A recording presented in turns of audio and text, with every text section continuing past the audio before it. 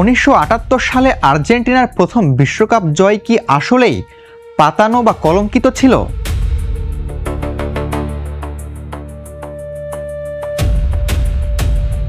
তার শাসনামলে হাজার হাজার মানুষ নিখোঁজ হন। মাঠে নামার আগে আর্জেন্টিনা জানতো ঠিক কত গোলের ব্যবধানে জিততে হবে। আর্জেন্টিনার প্রথম বিশ্বকাপ জয় কি আসলেই পাতানো বা কলঙ্কিত ছিল, নাকি বছরের পর বছর ধরে গড়ে ওঠা বিতর্ককে অতিরঞ্জিত করা হয়েছে?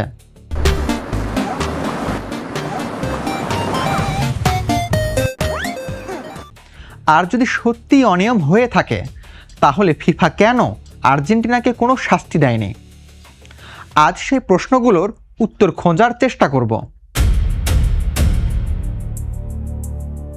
বাইরের বিশ্বের কাছে 1978 সালের বিশ্বকাপ ছিল ফুটবলের এক বর্ণিল উৎসব, কিন্তু আর্জেন্টিনার ভেতরে তখন চলছিল ভয়াবহ রাষ্ট্রীয় সন্ত্রাস।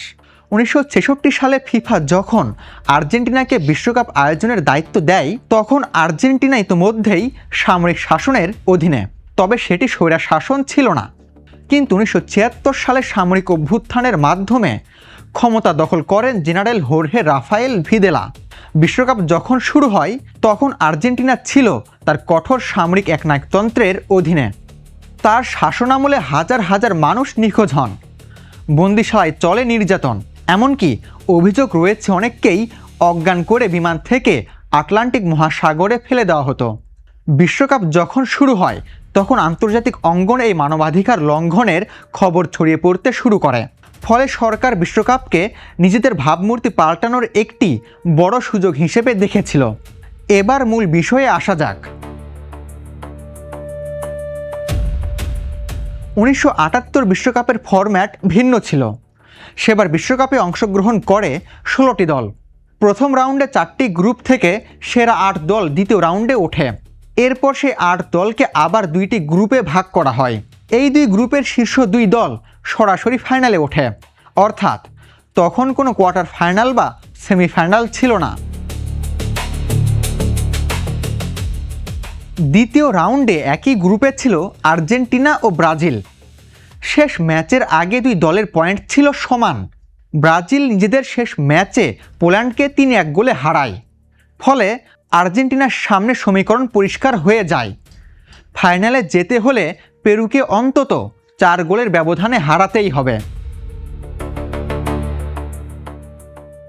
এরপর আসে সেই বহুল আলোচিত কুখ্যাত ম্যাচ, যেই পেরু দলকে লাতিন আমেরিকার অন্যতম সেরা রক্ষণভাগের দল বলা হতো এবং যারা ওই বিশ্বকাপে আগের 5 ম্যাচে মাত্র 6 গোল হজম করেছিল, সেই দলই আর্জেন্টিনার বিপক্ষে যেন কোনো প্রতিরোধই গড়ে তুলতে পারল না। ফলাফল আর্জেন্টিনা 6, পেরু 0। ঠিক যত ব্যবধানে জিতলে ফাইনালে ওঠা সম্ভব, তার চাইতেও বেশি ব্যবধানে জয়। এই ফলাফল রাতারাতি বিশ্বজুড়ে সন্দেহের জন্ম দেয়। পেরু ম্যাচের আগেই আরও একটি বিতর্ক শুরু হয়েছিল। একই গ্রুপে থাকা সত্ত্বেও ব্রাজিলকে ম্যাচ খেলতে হয় আগে আর আর্জেন্টিনা খেলতে নামে পরে।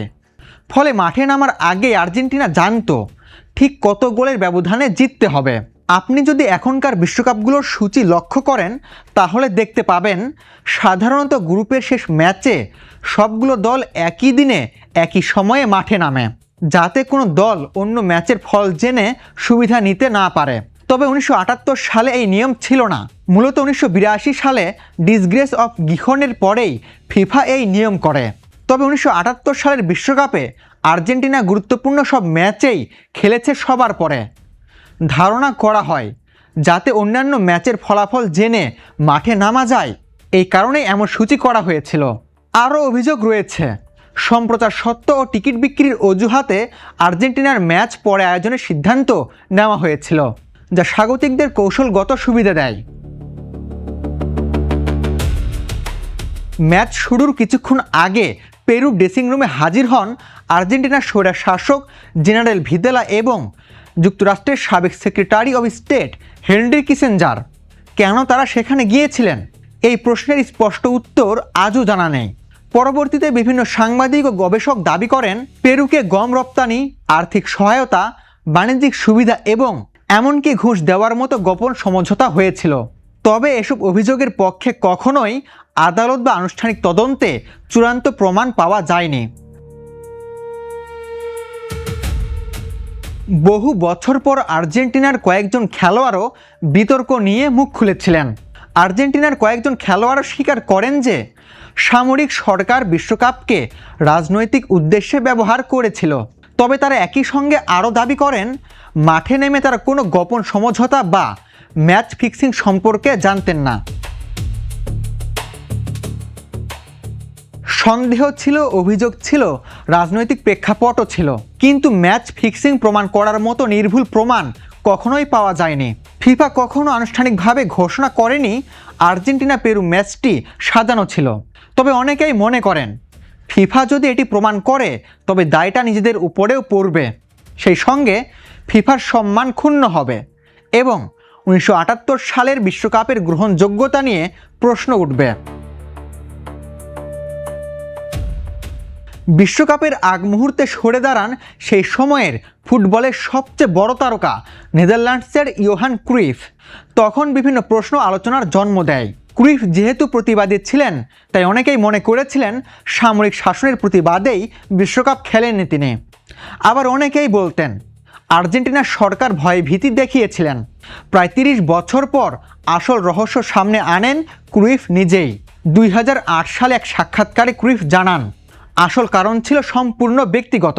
তার ভাষ্য অনুযায়ী 1977 সালের শেষ দিকে স্পেনে তার বাড়িতে সশস্ত্র কয়েকজন ব্যক্তি ঢুকে তাকে ও তার পরিবারকে জিম্মি করে। কয়েক ঘন্টা ধরে বন্দুকের মুখে রাখার পর তারা মুক্তি পায়। সেই সময় প্রায় কয়েক মাস পুলিশের নিরাপত্তায় ছিল তার পরিবার। এই ঘটনার পর তিনি ও তার পরিবার মানসিকভাবে ভেঙে পড়েন। ফলে তিনি সিদ্ধান্ত নেন যে পরিবারের নিরাপত্তার জন্য বিশ্বকাপে অংশ নেবেন না।